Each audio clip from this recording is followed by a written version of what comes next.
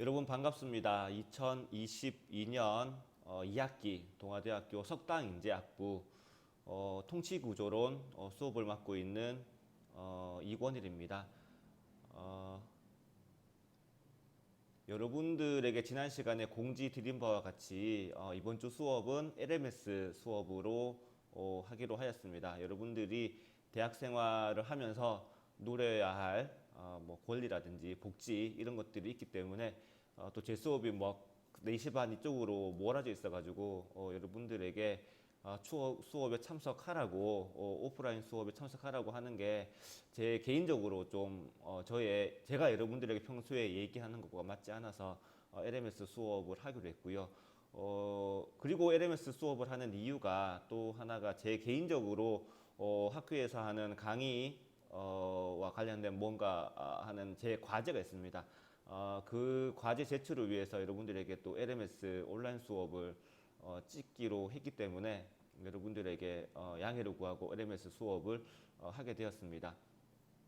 제 개인적으로는 오프라인 수업을 훨씬 좋아합니다. 여러분들에게 가서 여러분들의 얼굴을 보고 눈빛을 보고 여러분들이 이 부분을 이해하고 있는지 못 이해하고 있는지를 살펴가면서 수업하는 게 중요하거든요. 법학 과목이다 보니까 여러분들이 다른 교양 과목과 달리 이해하는 난이도 자체가 좀 높습니다. 그래서 여러분들이 이해하고 있는지 없는지를 살펴가면서 수업하는 게 제 개인적으로 좋기 때문에 여러분들에게도 그게 좋겠지만 그래서 수업하는 것을 좋아하는데 제 개인적으로 카메라를 보면서 모니터를 보면서 이렇게 혼자 얘기하는 것을 썩 좋아하진 않습니다.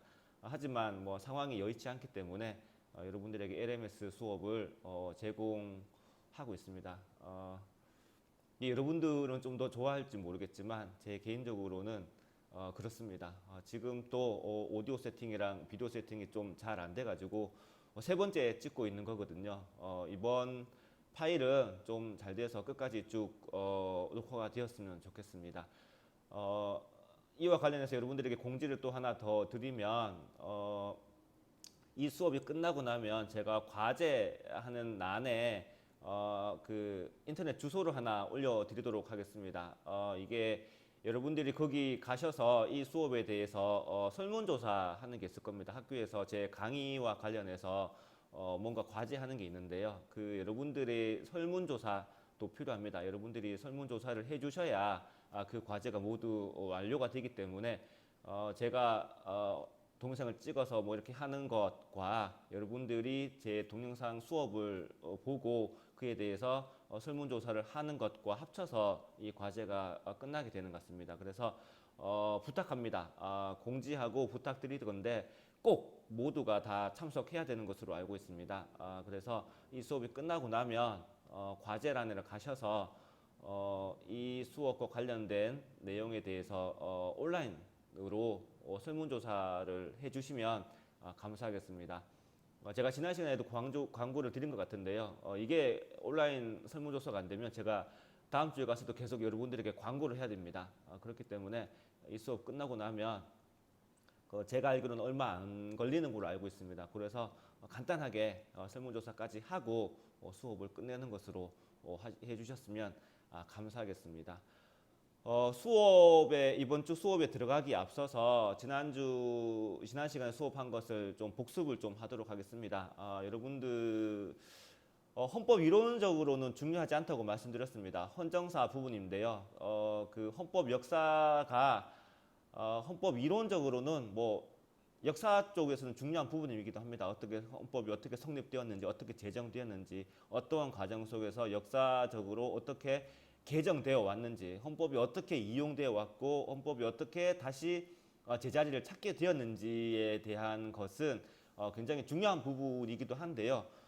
교양으로서 들으시는 여러분들에게 이것까지 다 알려고 강요하는 것은 무리이기 때문에 제가 지난 시간에 간략하게 설명을 드렸습니다. 특히 중요한 것은 재헌의회로 구성해서 제정된 재헌헌법이고요. 그 다음에 지금 우리가 누리고 있는 9차 개헌의 현행헌법, 현재 시행되고 있는 그 87년도의 민주화 운동으로 통해서 대통령 직선제 등이 개정된 이 부분, 지금 현행 헌법이 어떻게 개정되어 왔는지, 어떤 과정으로 개정되었는지, 그리고 개정된 내용은 무엇인지에 대해서 여러분들이 그 정도는 아실 필요가 있다라고 말씀을 드렸고요. 이것보다 더더욱 중요한 것은 이론적으로 객관식 시험을 치기 위해서 여러분들이 이것을 아는 것도 중요하지만 그것은 제가 여러분들에게 제공하는 수업에서는 크게 중요하게 생각하지 않는 부분이고요. 제가 여러분들에게 드리고 싶은 말씀은 헌정사를 같이 배우게 된 목표는 헌법이 어떻게 유린되어 왔는지, 독재 정권 혹은 군사 정권에 의해서 헌법이 어떻게 바뀌어 왔는지, 그 헌법이라는 것이 어떻게 국가 권력에 의해서 이용되어 왔는지에 대해서 여러분들이 일단은 그에 대한 이해가 필요합니다.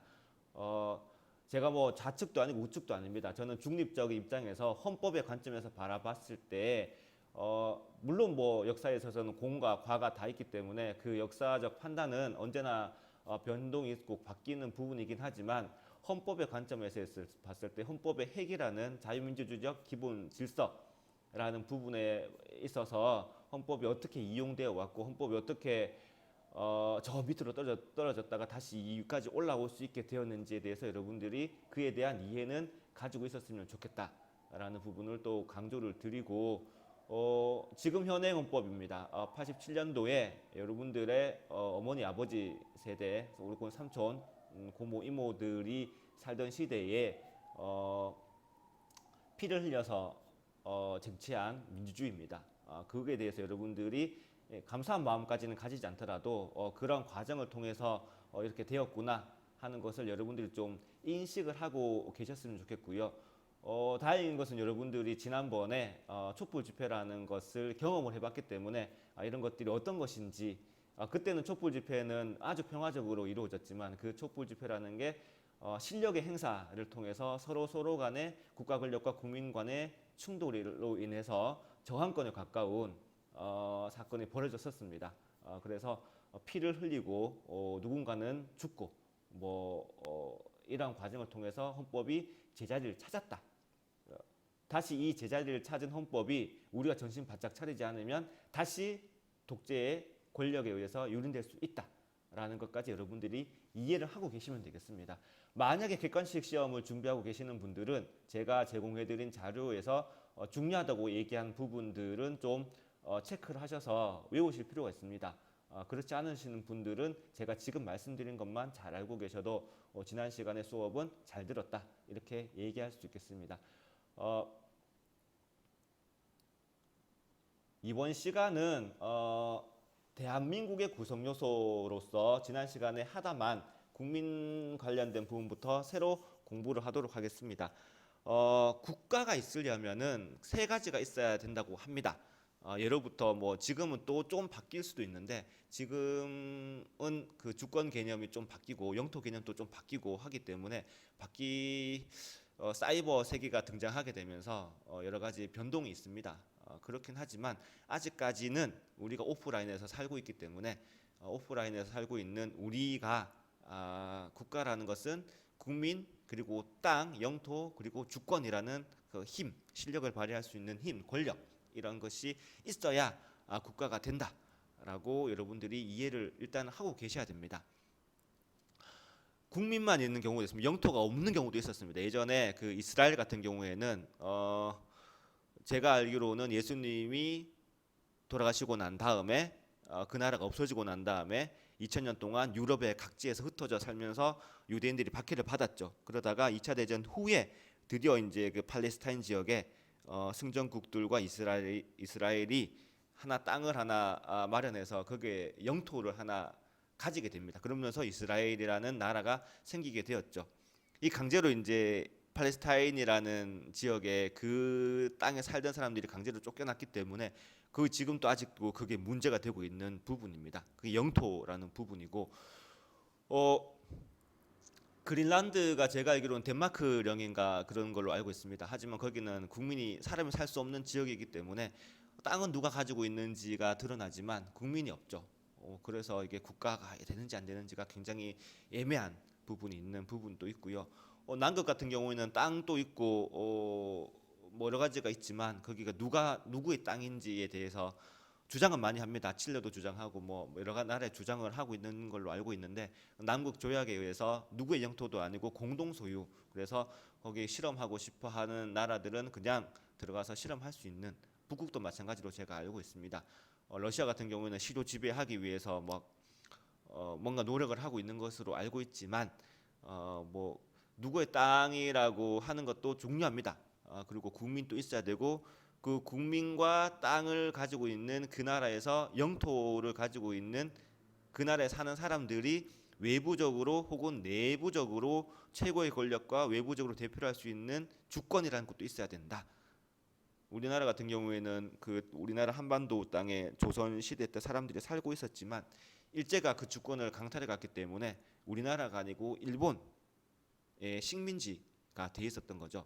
그래서 독립국가가 되고자 할 때는 그 주권이라는 것도 굉장히 중요하다. 국민과 영토만 있어야 되는 것도 아니고 주권이라는 것. 대외적으로 우리가 대한민국이라는 것 이름을 가지고 나아갈 수 있는 것. 어제 아래 들어오신 걸로 알고 있는데요. 대한민국의 이름을 가지고 외국에 순방을 나가시는 우리의 그 주권자의 대표이신 대통령이 나가고 뭐 우리 그 공무원들이 나가고 뭐 이렇게 하는 게 있습니다. 그런 것들이 다 주권이죠. 우리를 대표해서 우리의 국가 권력을 대표해서 외국의 대한민국의 이름으로 나아가는 것, 이런 것들이 이제 주권의 하나의 행사라고 볼 수 있겠습니다. 그것을 이제 헌법에서는 1, 2, 3조에 가장 중요하니까 적어 놓는 거죠. 1, 2, 3조에 적어 놓습니다. 우리나라 헌법 같은 경우에는 제1조에 권력에 대한 게 적혀 있습니다. 권력에 대해서 적혀 있으면서 1조 1항은 그 권력이 나오는 그 원천에 대해서 설명하기 위해서 민주공화국이라는 걸 먼저 설명합니다. 제가 지난 시간에 설명했잖아요. 공화국이라는 것은 군주국에 대응하는 겁니다. 공화라는 것은 모두의 것, 공공의 것, 리퍼블릭이라는 그 로마 시대에 나왔던 그 나라, 그 라틴어에서 나온 개념, 리퍼블릭이라는 개념 자체가 라틴어에서 나온 개념인데요. 공공의 것이라는 겁니다. 모두의 것, 누구 한 명의 것이 아니라 공공의 것, 우리 모두의 것, 이런 뜻을 갖고 있는 게 이제 공화국입니다. 민주라는 것은 제가 말씀드린 것처럼 다수결에 의해서 다수의 힘이 지배하는 우리 모두의 것. 민주하고 공화국은 연결되게 됩니다. 군주라는 한 명, 왕이라는 한 명이 그 나라의 주인인 게 아니고요. 우리 모두가 이 나라의 주인인 나라가 공화국이 되는 겁니다. 민주라는 것과 공화국이라는 게 합쳐졌기 때문에 권력이 어떻게 나오는지, 왕이라면 그 권력이 혼자 자기가 이제 권력을 행사할 수 있지만 이 권력이라는 게 어떻게 나오는지가 중요하게 되는데 그에 대해 설명하는 것이 2조입니다. 대한민국의 주권은 국민에게 있고 모든 권력은 국민으로부터 나온다. 그러므로 국민이 주권자이고 그 주권을 행사할 수 있는 사람은 국민입니다. 그런데 국민 모두가 그 권력을 행사할 수 있는 것이 아니기 때문에 국민의 동의 혹은 권력의 그 일부분, 룩소는 그것을 일반 의지라고 표현했습니다. 그 모든 것들을 고여서 이제 권력이라는 것들을 작용할 수 있는 거죠. 행사할 수 있게 됩니다. 그 우리가 생각하는 이 모든 공권력의 작용들, 우리가 생각하는 그 여러분들이 머릿속에 생각하는 국가의 작용입니다. 그 국가의 작용은 원천은 국민으로부터 나오는 것을 선언하고 있습니다. 권력이 권력자에게 자기 마음대로 자의에 의해서 될 수 있는 건 아니고요. 국민이 허락한 범위 안에서 다수결에 의해서 선거로 의해서 우리가 그에게 선출직의 그 대표 자격을 주고 그에게 헌법이 규정하고 있는 그 권한을 줍니다. 그 권한의 범위 내에서 그 권력자가 선출된 자가 그 권한을 행사할 수 있는 것, 그게 권력의 행사죠. 그 모든 원천이 국민에게부터 나오도록 헌법 제1조 2항이 선언하고 있습니다. 권력자가 권력을 행사할 수 있는 게 아닙니다. 그 권력은 국민으로부터 나온다는 것, 이 굉장히 중요합니다. 이 선언에 불과하게 되면 이거는 아무것도 아니게 되는 거고요. 이게 실현되게 되면 진정한 민주주의 국가, 자유 국가가 성립하게 되는 것이죠. 우리나라가 이게 100%가 됐는지 90%가 됐는지는 아직 모르겠습니다. 그 여러분들이 한번 판단해 보시고요. 아무튼 우리 헌법은 국민이 그 권력의 원천이다. 그래서 국민이 그 주권을 가지고 있다. 권력자가, 절대자가, 왕이, 군주가 주권을 가지고 있는 건 아닙니다. 국민이 주권을 가지고 있습니다. 이게 국민주권주의로 나오게 되는데요. 국민주권주의는 민주주의와 더불어서 굉장히 중요하고 어려운 개념입니다. 그래서 이것을 한 2주 뒤에 다시 자세하게 배우게 될 겁니다. 여러분들은 헌법 1조 2항에 이런 것들이 있다라고 여러분들 좀 자세히 좀 기억하고 계시면 됩니다. 그리고 헌법 2조에 국민이 국가 권력, 주권에 대해서 나왔죠. 그리고 헌법 2조에는 이제 국민에 대해서 나옵니다. 대한민국의 국민이 되는 요건은 법률로 정한다. 국민은 시민이랑은 다른 개념입니다. 여러분들 그거를 일단 이해하고 계시고 대한민국의 국민입니다. 국민이 되는 요건은 법률로 정합니다. 이 국민이 되는 요건을 법률로 정한 것이 국적법입니다. 근데 우리나라는 중간에 역사적으로 굉장한 많은 부침이 있었습니다. 조선시대에 그 일제시대가 들어와 버렸고 일제시대를 피해가지고 만주도 가고 살린도 가고 그 다음에 강제로 그 저 무슨 그 스탄이라고 하는 소련, 그 당시에 소련이죠. 소련에서 강제로 그 중앙아시아라고 불리는데 강제로 이주도 당하게 되고요. 그 다음에 일본으로도 살려고 건너간 사람도 있고 강제로 끌려간 사람도 있고요. 그걸 보국대라고 합니다. 정신대 할머니 같은 분들도 막 끌려가고 여기저기 흩어진 부분도 있고요. 필리핀으로 끌려가신 분들도 있고요. 그 태평양 전쟁한다고 뭐 이런 것들에서 우리나라 국민이 안 흩어졌으면 괜찮은데 디아스포라라고 해서 흩어져 버렸습니다. 그 흩어진 사람들의 그러면 그 국적을 어떻게 할 것이냐의 문제가 굉장히 어려운 문제입니다. 재외 동포가 어떻고 이런 얘기들이 쭉 나오게 되는 부분인데요. 그럼 할아버지가 대한민국 국적을 가졌으면 그 손자, 증손자는 예를 들어서 그 무슨 스탄에 살고 있는 카자흐스탄이라든지 뭐 키르기스탄 이런 같은 중앙아시아에 살고 있는 고려인이라는 사람들이 있죠. 그 고려인들의 할아버지, 증조 할아버지 혹은 고조 할아버지가 우리나라 국적의 조선 국적 혹은 대한민국 국적을 가지고 있던 사람이었을 겁니다. 그 사람들의 손자, 증손자를 대한민국 국적에 포함시킬 것인지 말 것인지 하는 문제들은 복잡한 문제들이죠. 미국 동포들은 우리 국적을 인정해 주는데 살인 동포들은 못 사니까 그 살인 동포는 제외시킬 건지, 예전에 중국은 우리하고 수교하기 전에 중공이라는 나라가 있었는데 그 중공에 끌려간 혹은 자발적으로 만주로 간 이 사람들의 국적을 어떻게 할 것인지에 대한 문제는 굉장히 어렵고 복잡한 문제였습니다. 똑같은 문제가 이제 독일에서 있었죠. 독일에 나치를 피해서 어디 흩어져 버렸을 때 아니면 2차 대전 중에 막 흩어져 가지고 어디 갔을 때 이런 데 있었는데 제가 독일에 있을 때 러시아 사람인데 할아버지가 독일인이 증명이 되면 그냥 독일 국적을 그냥 줘버립니다. 제대로 증명되지 않아도 그냥 국적을 줘버리는 뭐 이런 것들을 제가 한번 경험을 해보긴 했습니다. 그래서 국적이 되는 거는 굉장히 중요하죠. 그게 우리 국민들끼리의 그 일치성 혹은 동질성 이런 것들이 있어야 되기 때문에 그 굉장히 중요한데 그것을 우리는 국적법으로 정하고 있습니다. 그게 병력법하고 겹쳐져 가지고 또 복잡한 문제가 발생하는데요. 그건 나중에 좀 배우도록 하겠습니다. 그리고 2조가 제가 방금 말씀드린 우리나라 땅에 계속 살고 있던 사람은 문제가 안 됩니다. 여러분들도 계속 우리 땅에 살고 있었기, 이 땅에 태어나서 이 땅에 살고 있었기 때문에 문제가 안 되죠. 그런 문제가 될 리는 없습니다. 제가 지난번에 얘기했는데 속지주의, 속인주의라는 게 있는데 속지주의, 속인주의에서 우리는 속지주의를 택하고 있습니다. 미국 같은 경우는 속인주의를 택하고 있죠. 그래서 미국에서 태어난 사람들이 이제 제외 국민에 해당하는 가능성이 좀 높아집니다. 국가는 법률이 정하는 바에 의해서 제외 국민을 보호할 의무를 진다. 이 제외 국민하고 국적하고는 무조건 연결되게 돼 있습니다. 미국 동포들, 살인 동포들, 중국 동포들, 일본 동포들 뭐 이런 것들부터 시작해서 저기 끌려갔던 그 여러분들 한번 살펴보세요. 그 중앙아시아에 가셨던 분들이 있습니다. 소련에 그게 그 땅이 척박해서 개척하려고 고려인들을 막 끌고 갑니다. 우리나라 민족의 우리 조상들을 끌고 갑니다. 끌고 가가지고 기차 타고 가다가 그냥 내려버립니다. 거기서 이제 척박한 땅을 개척하면 살았던 그 무슨 중앙아시아에 살고 있는 고려인들을 어떻게 보호할 것인가라는 것을 법률이 정하는 바에 의해서 해야 되죠.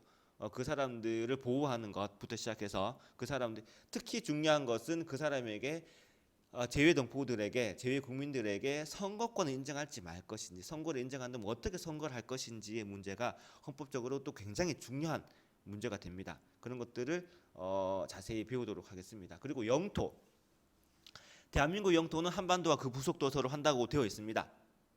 단순하죠. 여러분들이 그냥 이거를 보면 그냥 단순합니다. 문제가 될 게 없습니다. 근데 여기서 중요한 문제가 두 가지 발생합니다. 하나가 이제 한반도라고 했잖아요.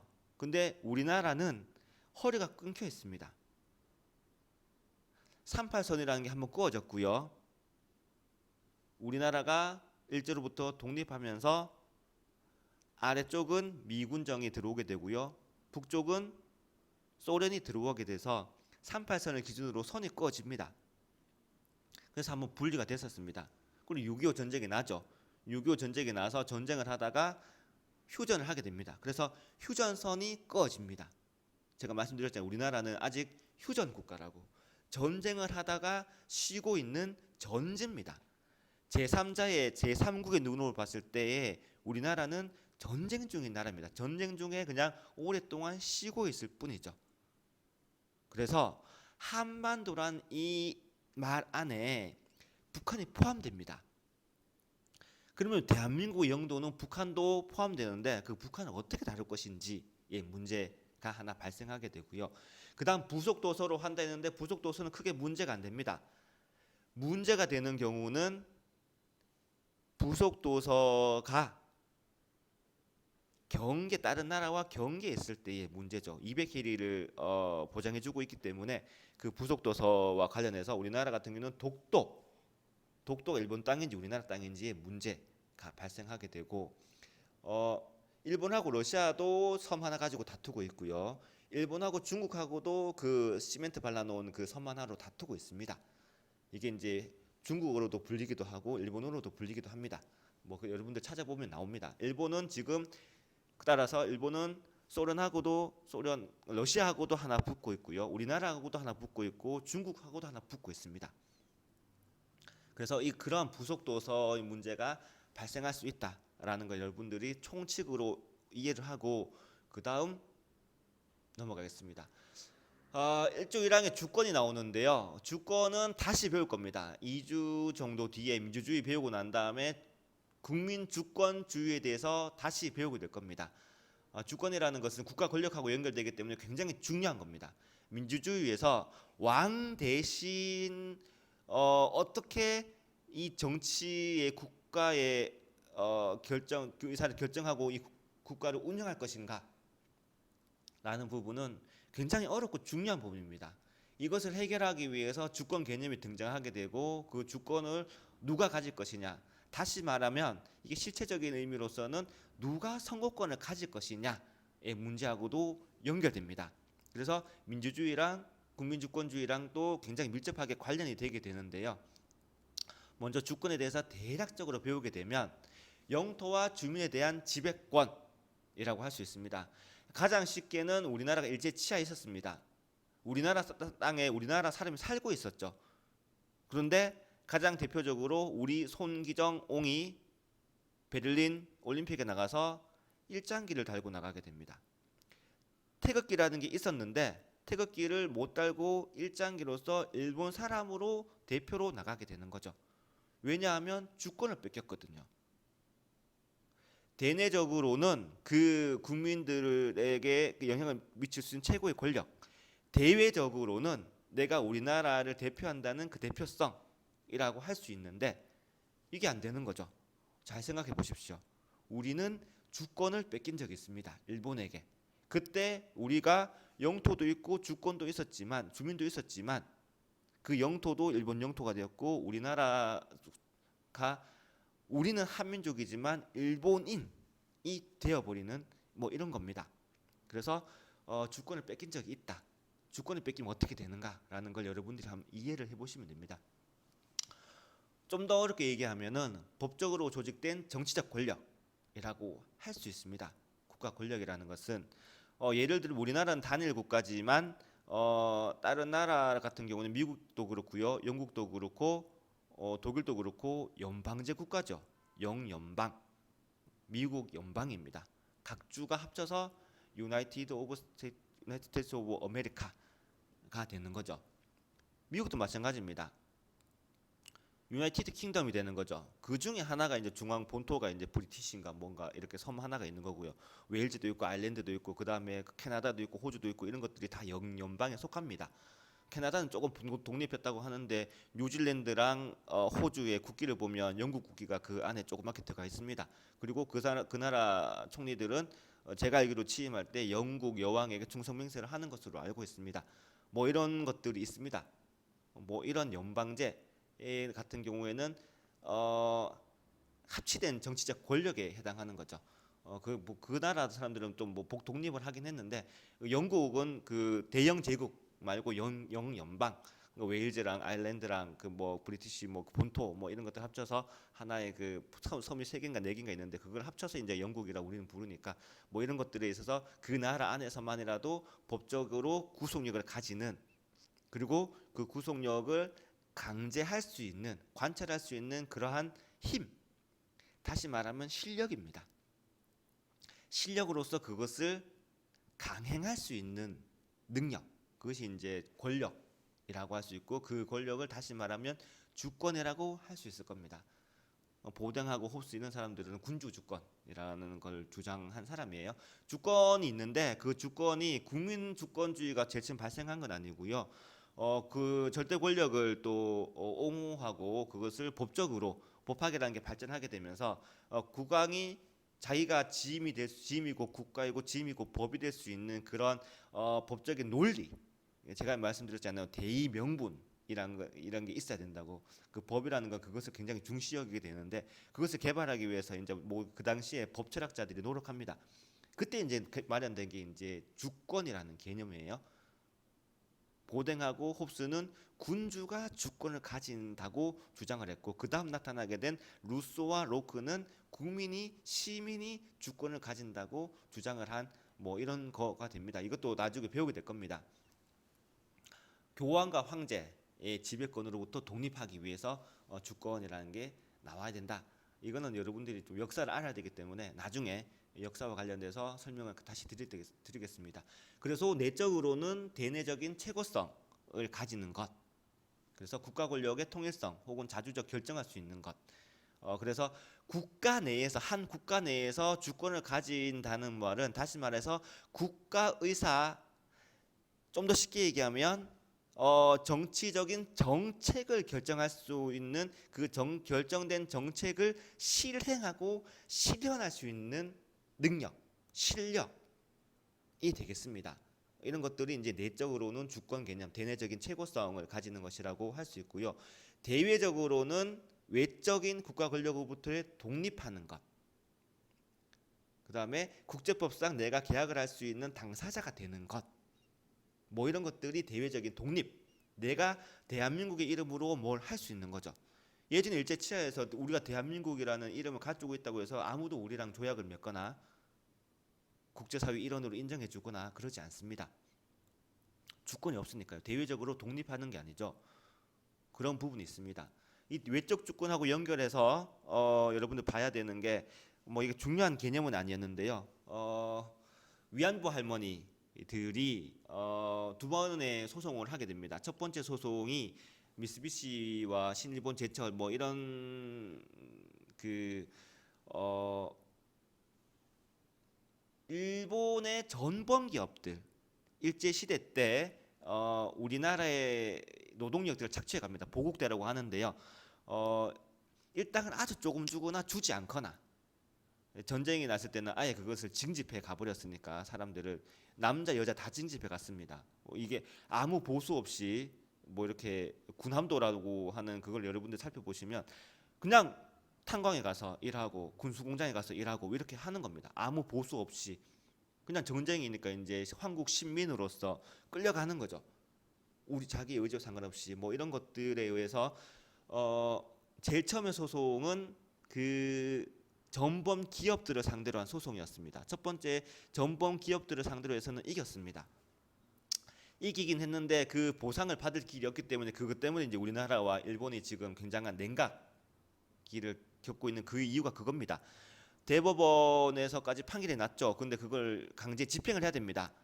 강제 집행을 해야 되는데 그거를 지금 우리나라가 못 하고 있죠.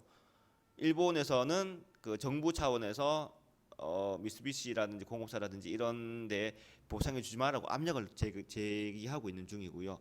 우리나라 정부는 중간에 끼어서 지금 굉장히 난처한 입장에서 아무것도 안 하고 있는 입장이고, 그래서 이제 계속 윤석열 대통령이 계속 만나자고 하고 뭐 그 일본에서 못 만나겠다고 하는 이유들이 다 그런 겁니다. 그 부분이 굉장히 끼어 있는 부분이고, 첫 번째는 그 전범 기업들을 상대로 해서 우리나라에서 승리를 했기 때문에, 두 번째는 그것을 실제로 시행한 일본 정부를 상대로 우리 정신대 그 위안부 할머니들이랑 뭐 이런 사람들이 이제 소송을 했습니다. 거기에 대해서 우리 1심에서 두 가지 판결이 엇갈린 판결이 나왔습니다. 하나는 가능하다는 판결이 하나 있었고, 일본국을 상대로 한 재판이 가능하다. 두 번째는 일본국을 향한 재판이 가능하지 않다라는 거죠. 왜냐하면 국제법상으로는 주권 면제라는 게 있습니다. 이건 여러분들이 아셔야 되는 내용이라서 제가 설명을 드리겠습니다.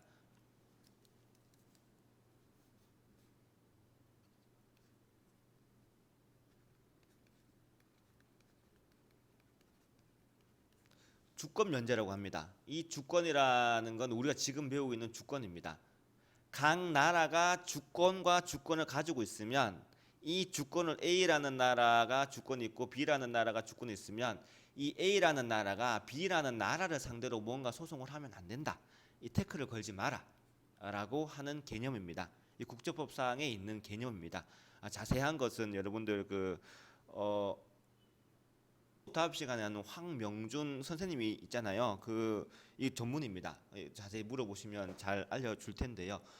이게 예전에 제가 이거 국제법 전문 아니기 때문에 자세히 설명을 못 드리겠지만, 제가 아는 범위 내에서는 이게 예전에 왕이 다른 나라 왕을 상대로 태클을 걸지 마라는 이 개념에서 탄생했다고 알고 있습니다. 예전엔 왕이 주권을 가지고 있었기 때문에 주권이 주권을 상대로 뭔가를 소송을 걸고 태클을 걸고 이 법정에 세우는 것 자체, 이게 뭐 결과가 어떻든 상관없이 이 왕이 다스리는 나라에서 이 왕을 데려다가 법정에 세우는 자체가 안 된다. 우리 이런 거 하지 말자라고 이게 필요했겠죠. 지금도 필요할 수 있습니다. 뭐 이런 개념이 이제 주권 면제 개념인데요. 이 주권 면제 개념이 우리나라에 있는 그 위안부 할머니랑 그 다음에 일본국이라는 나라와의 관계에서, 위안부 할머니는 이제 한 번은 그 전범 기업으로부터는 이겼잖아요. 그러니까 이제 이 나라로부터 사과를 받고 싶은 겁니다. 보상을 받고 싶어. 뭐 돈 얼마 받는지 별로 중요하지 않습니다. 이미 다 돌아가셨어요. 돈 얼마 받는 거 별로 중요하지 않은데 그냥 자기 죽기 전에 사과를 한번 받고 싶으신 거죠. 이렇게 했을 때에 이 부분이 문제가 됩니다. 이것의 해석, 주권 면제이기 때문에 아예 소송이 되지 않는지, 이 부분에 있어서는 주권 면제가 이제 면책되는지 아예 적용이 되지 않는지의 문제가 이 부분에 대한 문제입니다. 여러분 요거는 요 정도까지만 알고 계시면 됩니다. 이런 것들이 있다라고 보시면 되고, 현대 주권 개념, 현대 주권 그 국민, 영토, 주권 이런 개념들이 국가 간의 협력 강화로 인해 가지고 좀 달라진 부분도 있고, 그리고 아까 제가 말씀드렸지만 사이버 세계라는 게 생겼습니다. 사이버 세계에서 사이버 시민, 사이버 주권 뭐 이런 얘기들이 오고 갑니다. 이걸 어떻게 해석할 것인가의 문제가 이제 앞으로의 해석의 문제라고 할 수 있겠습니다. 일단 국민이죠. 국민. 국가 권력의 지배를 받는 자의 전체로서의 국민입니다. 지배자가 있고 피지배자가 있는데, 그 지배자의 주권, 우리가 주권을 조금씩 할당해서 이제 그 나라가 그 대내적으로 주권이라는 걸 행사할 수 있게 됐다면, 그 주권을 행사하는 자의 지배하에 있는 국민이 되겠습니다. 이 국민은, 여기서 말하는 이 국민은 실체적인 의미에서 국민입니다. 이게 여기서 국적법상으로 실체가 있는 국민주권주의 같은 경우에는 제가 지난번에 말씀드린 것처럼 아까 여기 있잖아요.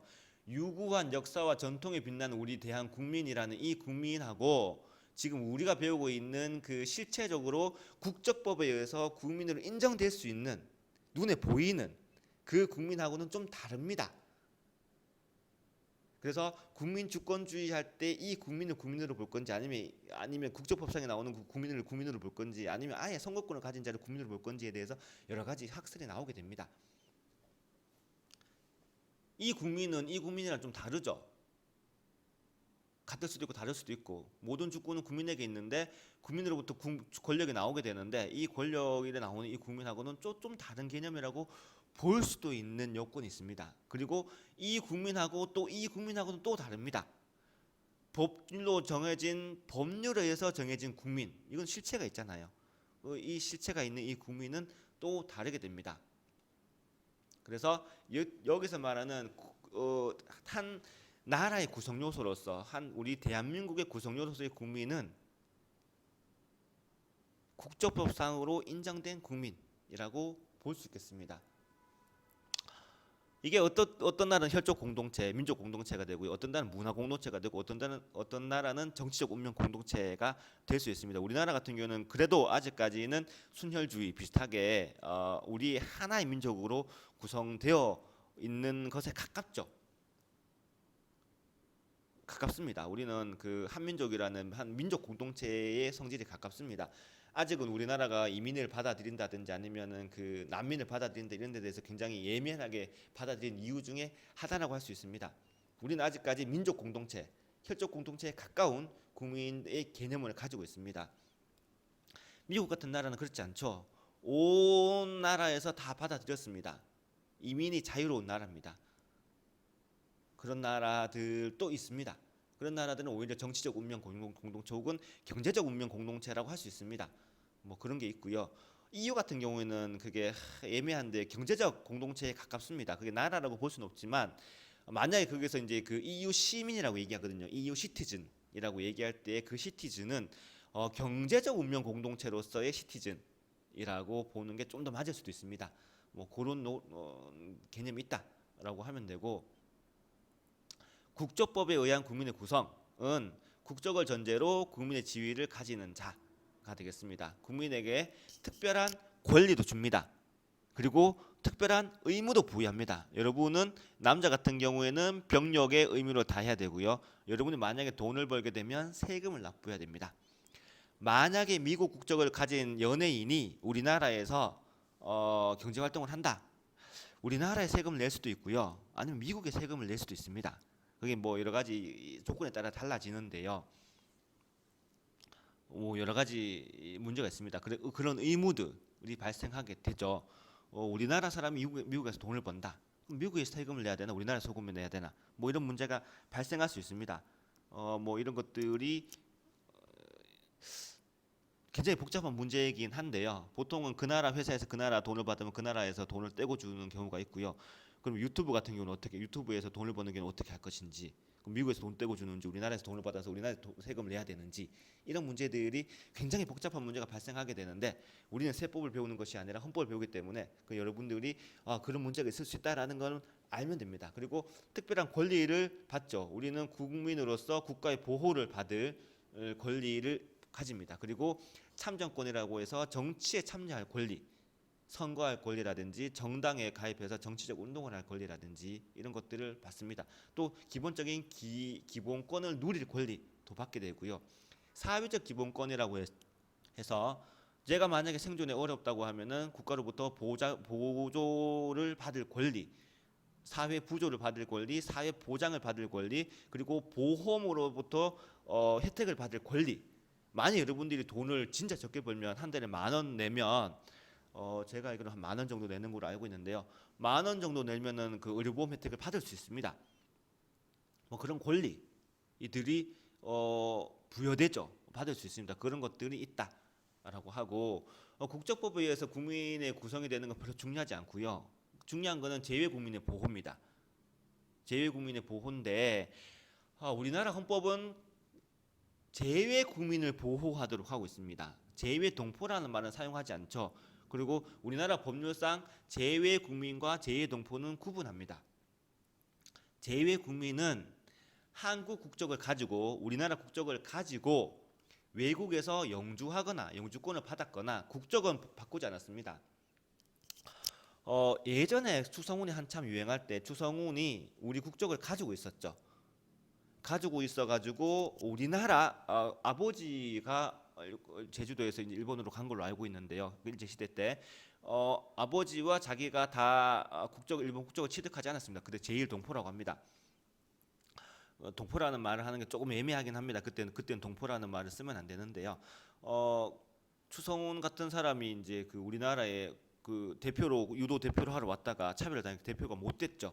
그래서 다시 가서 국적을 바꿔서 일본 대표가 됐는지 뭐 하여튼 그런 게 있습니다. 그래서 장기적으로 살고 몇 대를 살고 있지만 국적을 포기하지 않고 있으면 우리나라 국적을 가지게 됩니다. 이런 사람들이 재외 국민입니다. 굉장히 훌륭하신 분이라고 할 수도 있죠. 그렇다고 국적을 바꿨다고 안 훌륭한 건 아니고 그럼에도 불구하고 몇 대째 걸쳐서 그 나라에 동화되지 않고 우리의 그 뿌리를 지키기 위해서 차별을 감수하면서까지 국적을 버리지 않은 것, 이건 우리가 훌륭하다고 얘기해 줄 수 있는 것 같습니다. 그렇게 외국에서 영주하시는 분 혹은 저처럼 장기간 해외 유학 혹은 돈 벌러 혹은 여러 가지 이유로 인해서 장기간 체류하는 자가 있습니다. 그 나라의 비자를 받아야 되죠. 체류 허가를 받아야 됩니다. 우리나라에서 출국 뭐 이렇게 해서 그 나라 체류 허가를 받아서 국적을 바꾸지 않지만 매년 혹은 2년에 한 번씩 그 나라에 체류하기 위해서 체류 허가를 받아야 되지만 뭐 이렇게 장기간 체류하고 있는 자가 있습니다. 영주권을 가지게 되면은 체류 허가를 받지 않으면 되고요. 영주권을 받지 않으면 그 나라에서 계속 저 같은 경우에는 한 1년에서 2년도 안으로 계속 체류 허가를 받아야 됐습니다. 유학생 비자를 받아야 되는 거예요. 우리가 흔히 말하는 비자라고 하는 겁니다. 그게 비자라는 게 그거하고 좀 엄격하게 말하면 좀 다른 개념인데 우리가 통칭해서 비자라고 쓰니까 여러분 미국 갈 때도 비자 받고 가죠. 비자 없이 갈 수 있는 나라가 있고 비자가 있어야지 갈 수 있는 나라가 있습니다. 여러분 그것도 이제 자세히 여러분 여행 갈 때는 이제 여러분 그 자세히 알아보고 가셔야 되는데요. 그래서 이제 그 나라에서 비자를 연장해 가면서 국적을 그 우리나라 국적을 가지고 있는 자, 그 나라 국적 가지는 것도 굉장히 어렵습니다. 뭐 그런 면도 있긴 하고요. 그런 사람들은 재외 국민이 됩니다. 한국 국적을 가진 재외 국민 또는 외국 영주권 취득자 혹은 외국 국적 동포입니다. 제가 독일에 있을 때 그 60년대, 70년대에 박정희 시대 때에 간호사 혹은 광부로 오신 할아버지 할머니들이 계셨거든요. 일부는 아직까지 우리 국적을 가지고 계신 분들이 있고 일부는 독일 분들이랑 결혼하셔가지고 국적을 아예 독일 국적으로 바꾸신 분들도 있고요. 뭐 여러 가지 문제가 있습니다. 그게 뭐 연금 받고 이런 문제들이 있고 그다음에 여러 가지 혜택을 받기 위해서 뭐 그런 것들도 있고요. 여러 가지 문제가 있어서 국적을 바꾸신 분들도 있고 그럼에도 불구하고 국적을 안 바꾸고 계속 잘 지내시는 분들도 있고요. 본인의 선택의 문제이기도 하고 경제적인 문제이기도 하고요. 여러 가지 문제가 있는데 외국 국적 동포를 포함해서 이 모든 것을 재외 국민이란 국적을 바꾸신 동포를 포함해서 이걸 재외 동포라고 합니다. 그래서 재외 동포의 출입국과 법적 지위에 관한 법률 제2조 여기 보면 재외 동포가 어떤 것이라는 것을 정의를 해놓고 있습니다. 그래서 재외 국민하고 재외 동포는 좀 구분이 됩니다. 재외 동포는 아예 국적을 취득한 자까지를 포함하는 개념이고요. 재외 국민은 국적은 취득하지 않지만 외국에서 오래 살고 있는 자를 재외 국민이라고 하면 됩니다. 여행 가는 사람은 재외 국민을 하지 않습니다. 그냥 여행 간 거예요. 잠시 동안 일시적으로 임시적으로 거기에 살고자 마음을 먹어서 간 사람들을 재외 국민이라고 하는 겁니다. 그것도 좀 구분을 하셔야 됩니다. 이런 것들이 이제 그 뭐 출국할 자유, 입국할 자유 이런 것들 때문에 이제 좀 중요하기도 하고요. 그다음에 이제 국적 관련해 가지고 이제 그 이중 국적자가 문제가 되죠. 이런 사람들을 우리는 외국인이라고 합니다. 재외 동포라고 하지 않고 국민이 아닌 자는 외국인인데 외국 국적자가 외국인이고요. 이중 국적자도 외국인입니다. 그리고 무국 국적자도 외국인으로 칩니다. 국민이 아닌 자는 다 우리 법상 외국인입니다. 외국 국적자든 이주국 국적자든 그리고 무국적자든 이런 모든 것들이 우리나라 국적을 가지지 않는 자는 다 외국인입니다. 외국 국적 동포도 외국 국적을 가졌기 때문에 제2의 동포지만 외국인이지만 제2의 동포가 되는 거죠. 이게 이제 막 겹쳐집니다. 여러분 이게 대한 개념을 좀 잘 잡고 있어야 됩니다. 국적의 취득 그리고 국적의 상실 그리고 국적의 회복 이런 것들이 국적법의 주요 내용이 되죠. 국적을 취득하는 방법은 두 가지가 있습니다. 하나가 탄생이죠. 출생. 하나가 귀화. 귀화 관련해서 최근에 이제 강남이 그 이상화 남편 강남이가 원래 엄마가 한국 사람인데 어떻게 일본에 가서 일본 국적을 받아가지고요 다시 한국 국적을 받기 위해서 열심히 노력하는 게 강남이 내 친구 강남인가 유튜브에 나옵니다. 거기에 국적 취득하는 게 굉장히 어렵습니다. 한번 보십시오. 그게 인터뷰해야 되고요. 근데 여러분들 외국가 사제까지 외운지 모르겠는데 그분들 외국가 사제까지 외워야 될 겁니다. 뭐 이런 것들 우리가 알지 못하는 우리나라에 대한 정보들도 알아야 되고요. 그래서 탄생, 출생과 기화 이런 게 있습니다. 국적의 상실은 쉽습니다. 내가 우리 국적을 포기하고 다른 나라에 가버리면 됩니다. 그 나라에서 뭐 국적을 받는 건 어려울 수 있겠지만 뭐 이런 것들이 있고요. 그다음에 다시 회복하는 것도 있습니다. 이게 이제 그 좀 복잡한데요. 연예인들이 군대 안 가려고 이제 국적을 포기하지 않고 미국 국적을 택했다가 39세인가 넘어가면 다시 회복하고 싶어하는 경우가 있습니다. 왜 우리나라 뭐 이건 비하하려고 하는 말이 아니고요. 우리나라 세금이 미국 세금보다 싼 걸로 알고 있습니다. 그리고 우리나라에서 계속 돈을 벌고 살고 싶고요. 그 국적을 가지지 않은 사람은 6개월인가 1년에 한 번씩 무조건 출국해야 되는 걸로 알고 있어요. 그런 게 복잡해가지고 다시 회복하고 싶어하는 경우도 종종 있는 걸로 알고 있고. 예를 들어서 이제 독일에서 이제 살다가 간호사 할머니들이 살다가 마지막은 이제 한국에 오고 싶어가지고 옵니다. 독일 국적을 갖고 있을 수도 있겠지만 한국 국적을 다시 회복하고 싶을 수도 있잖아요. 그런 경우 회복 신청해서 회복하는 것, 뭐 이런 것들이 국적법에서 논의하고 있는 것이라고 하겠습니다.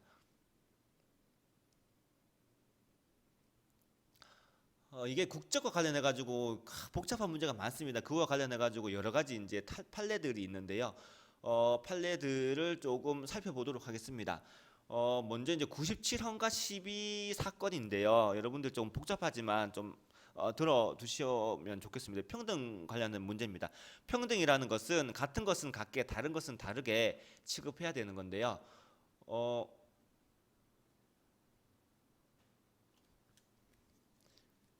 평등부터 먼저 봅시다. 평등은 같게 대하는 겁니다. 본질적으로 같은 것은 같게, 본질적으로 다른 것은 다르게 이렇게 하는 건데요. 남자 여자는 사람이라는 의미에서는 같습니다. 그렇기 때문에 남자 여자가 사람으로서 취급될 때는 같게 취급돼야 되는 거죠. 그런데 여성은 모성의 보호라는 게 있습니다. 그래서 여성의 모성을 보호하기 위해서 특별히 보호하기 위해서는 남자 여자가 다르죠. 생물학적으로 다릅니다. 그때에는 다르게 취급해야 됩니다. 이게 이제 문제가 됩니다. 이게 페미니즘이랑 섞여가지고 굉장히 복잡한 문제가 발생하게 되는데요. 뭐 남자의 병력 문제와 관련해 가지고 여자도 그럼 군대 가라고 얘기하시는 분들도 있고 아니다 여성은 모성의 보호를 받아야 되기 때문에 뭐 여러 가지 복잡한 문제들이 있는데 그건 헌법적인 문제라기보다는 그 사회의 정치적인 문제에 가까운 문제들이죠. 뭐 이런 것들이 있는데 요 부분은 지금 나오고 있는 요 부분입니다. 출생에 관한 부귀혈통주의. 우리나라는 예전에 호주제를 택하고 있을 때입니다. 남자만 호주가 될 수 있었죠. 그리고 성도 남자의 성을 따라야 됩니다. 가부장주의라고 합니다. 이게 전통적인 유교의 문화 때문에 계속 내려온 겁니다. 그래서 우리나라의 예전 국적법은 부가 국적이 한국 사람일 때만 국적을 줬습니다. 아버지가 외국인이고 어머니가 한국인인 경우에는 너 아버지의 국적을 따라가 라고 해서 어머니의 국적이 한국인이지만 한국 국적 안 줬습니다. 차별 취급이죠. 그것도 차별 취급이고 그래서 그게 이제 문제가 돼가지고 법을 바꿨습니다. 법을 바꿨는데 97년도인가 법을 바꿨는데 법 바꾸면서 신법 시행 이전 10년 동안에만 그 소급해서 그렇게 국적을 취득할 수 있도록 바꿨습니다. 이 사건이 이제 55년생인가 하는 사람인데요. 법이 바뀌었음에도 불구하고 본인이 한국 국적을 취득하지 못하는 거죠. 이것도 예를 애매한데요. 이거는 뭐 제가 지금 얘기하는 거는 그 나라나 그 사람을 폄하하거나 비판하고자 하는 건 아닙니다. 하지만 상식적으로 생각했을 때에 우리보다 잘 사는 나라라고 생각하는 선진국이라든지 혹은 미국이라든지 이런 국적을 가지고 있는 자가 굳이 우리나라에 와가지고 한국 국적 취득하겠다고 얘기하지 않을 겁니다. 이런 문제 되는 것들이 보통 보면은 그 중국이라든지 사할린 동포라든지 뭐 이런 나라들 있잖아요. 예전에 우리나라가 못 살 때는 상관없었는데 우리나라가 잘 살기 시작하면서 우리나라로 국적을 취득하고 싶어하는 이런 분들이 많이 오게 되면서 문제가 된 겁니다. 예전에 우리는 60년대 못 살 때 북한보다 못 살았잖아요. 그때는 이게 문제가 안 됩니다. 못 사는 나라에 굳이 와가지고 한국 그 국적을 받겠어요. 이런 사람은 잘 없었습니다. 무시한다거나 그게 뭐 비판한다거나 비하하는 건 아니에요. 사실상 그렇습니다. 하지만 우리나라가 잘 살게 되면서 이런 문제가 발생하게 된 거죠. 그래서 국적법도 바꾸게 되는 거고 뭐 이렇게 되는 건데요. 판례를 보겠습니다. 출생에 의한 국적 취득법 두 가지가 있는데 하나가 출생이잖아요. 그와 관련된 거를 규정하는 국적법 관련입니다. 북의 혈통주의를 규정했습니다. 그게 이제 헌법상 평등 위반되는가라는 거죠. 당연하죠. 지금 생각하면 당연합니다. 엄마가 한국인이라도 취득할 수 있어야 되죠. 엄마는 한국인이기 때문에 안 되고 아빠가 한국인이기 때문에 된다. 이건 좀 이상하잖아요. 안 해주려면 다 같이 안 해주든지 해주려면 다 같이 해주든지 그게 평등입니다. 엄마가 한국 국적 가지고 있는 게 차별받을 이유는 아니거든요. 합리적인 차별이 아니기 때문에 그렇습니다. 밑에 쭉 내려가 볼게요. 국법상 부가 아버지가 외국인이기 때문에 국적을 취득할 수 없었던 한국인 어머니가 한국인인 사람의 자녀 중 신법이 경과 구정에서 바꾸면서 신법 시행 전 10년 동안만 바꿀 수 있도록 해줬습니다. 그래서 부의 혈통주의를 채택한 국법 조항은 부의 국적에만 맞춰주고 있기 때문에 차별을 하고 있다. 이렇게 한국인 부와 외국인 모 자녀의 자녀와 한국인 모와 외국인 부 사이의 자녀를 차별 취급하는 것은 남녀 평등의 원칙에 위반한다. 그리고 가족 생활에 있어서의 양성평등 원칙을 규정한 36조도 어긋난다. 그리고 한국인인 자녀들, 모가 한국인이어서 한국 국적을 취득하지 못하는 외국인인 자녀들은 원칙적으로 공무 다닐권이 없습니다. 공무원이 될 수 없죠. 거주 의전의 자유라든지 직업 선택의 자유라든지 재산권, 선거권, 청구권 뭐 이런 것들을 향유하지 못하게 됩니다. 밑에 보면 나오게 되는데 다만 이 사람들은 남자인 경우에 결정적인 혜택이 하나 있습니다. 엄마가 한국인이었기 때문에 한국 국적을 취득하지 못하잖아요. 그래서 군대 안 가도 됩니다. 그거 하나는 좋습니다. 그거 하나는 좋은데 나머지 부분에 대해서 굉장한 제한이 되거나 혜택을 못 받는 것이기 때문에 차별이 된다라고 하는 겁니다. 볼게요. 신청인은 이 헌법소원을 제청한 신청인은 55년도 출생자입니다. 그래서 어머니가 한국인이고 아버지가 외국인이었기 때문에 한국 국적을 취득하지 못했죠. 그런데 법이 바뀌었습니다. 법이 바뀌었음에도 불구하고 다시 못하는 거죠. 밑에 보면 나옵니다. 이게 48년도 만들어진 법입니다. 국적법 2조는 출생 당시 부가 대한민국의 국민인 자, 그리고 바꿨습니다. 수정한 게 97년도입니다. 97년도에 바꿨는데 10년 동안, 그러면 87년생까지만 87년 12월 12일생까지만 대한민국 국적을 취득할 수 있죠. 근데 이 사람이 55년생이었죠. 그렇게 본인은 법이 바뀌었음에도 불구하고 혜택을 못 받기 때문에 여전히 차별받고 있다라고 해서 신청을 한 겁니다. 나머지 부분들은 좀 어려운 부분이긴 한데요. 요거 읽고 수업 마치고 다음 시간에 계속하겠습니다. 국민은 요게 이제 국적 개념에 대해서 판단하면서 헌법재판소 설명하는 겁니다. 한번 읽어보겠습니다. 국민은 영토 주권과 더불어 국가의 3대 구성 요소 중 하나이다. 국적은 국민이 되는 자격, 신분을 의미하므로 국적이 외국인인 자, 외국 국적자, 이중 국적자, 무국적자 이므로 외국인입니다. 국적이 국민이 아닌 자는 외국인입니다. 그러니까 국적법에 의해서 국민으로 인정받지 못하는 자는 다 외국인입니다.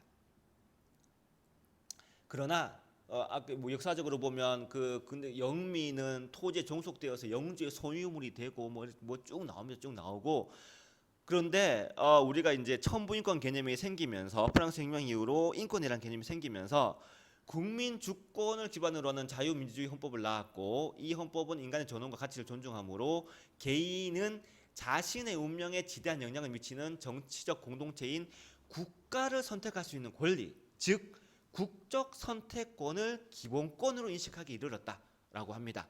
그러니까 국적을 선택할 수 있는 권리가 예전에는 그냥 주어진 건 운명이었습니다.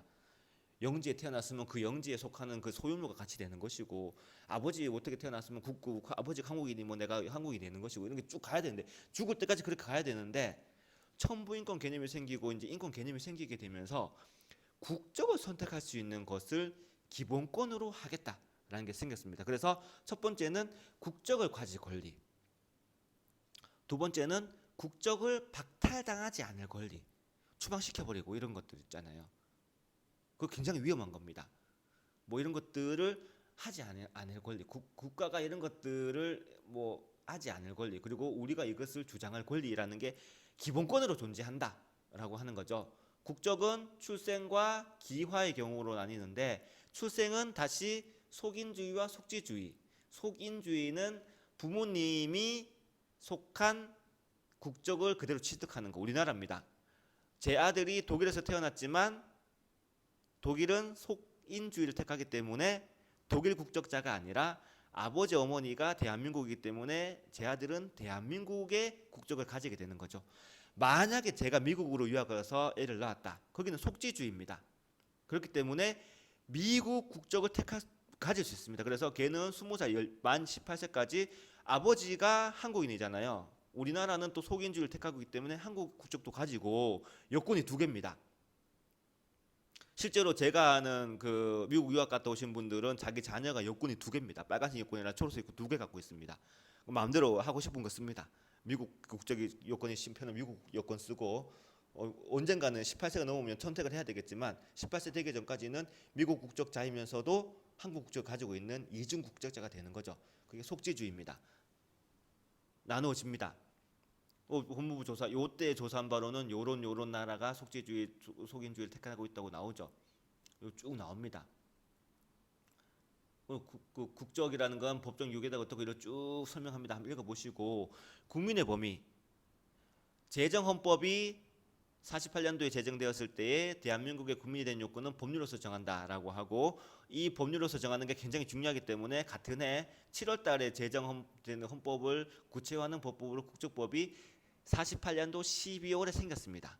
그래서 국적 단일주의하고 그 다음에 부계혈통주의하고 부중심주의하고 쭉 이렇게 납니다. 아까 제가 말씀드린 그 법 있잖아요. 이 법 이게 48년도 만들어진 법입니다. 그러니까 구국적법 제2조 1항의 제1호 출생한 당시에 부가 대한민국의 자가 48년도 만들어진 법입니다. 그게 이제 문제가 돼서 97년도에 개정이 된 게 된 거죠.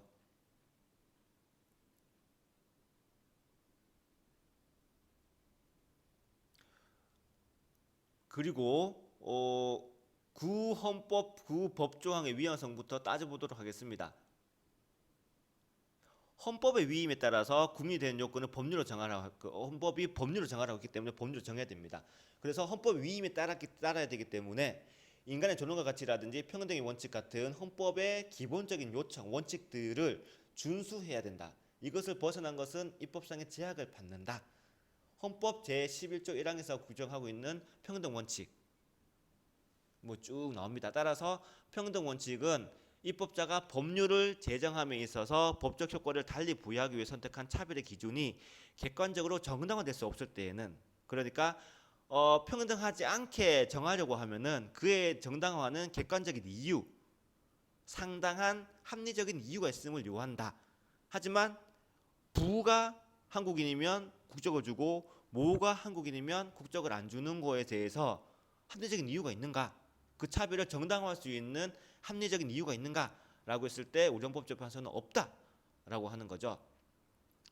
부기혈통주의 원칙을 채택한 국법조항은 출생한 당시의 자녀의 국적을 부의 국적에만 맞추고 모의 국적은 단지 보충적인 의미만을 부여하는 차별을 하고 있으므로 위헌이라는 결론에 이르게 된다라고 하는 겁니다. 이게 남녀평등 원칙에 어긋난다. 그리고 36조 1항은 혼인과 가족생활은 개인의 존엄과 양성의 평등을 기초로 성립되고 유지되어야 하며 국가는 이를 보장한다라고 하고 있는데 혼인과 가족생활은 인간의 존엄 그리고 양성의 평등이 중요한데 모가 한국인이면 국적을 안 주고 부가 한국인이면 국적을 주는 것은 이 양성의 평등이라는 데 어긋난다라고 해서 여기에도 어긋난다. 그리고 평등 원칙이 어긋난다라고 하는 거고요. 그리고 외국인 자녀들은 병력 의무 면제와 같은 혜택을 누릴 수 있지만 국적에 따른 차별은 대체적으로 불리하게 된다. 아까 제가 말씀드린 공무단임권이라든지 거주 이전의 자유라든지 직업 선택의 자유라든지 뭐 쭉 내려와서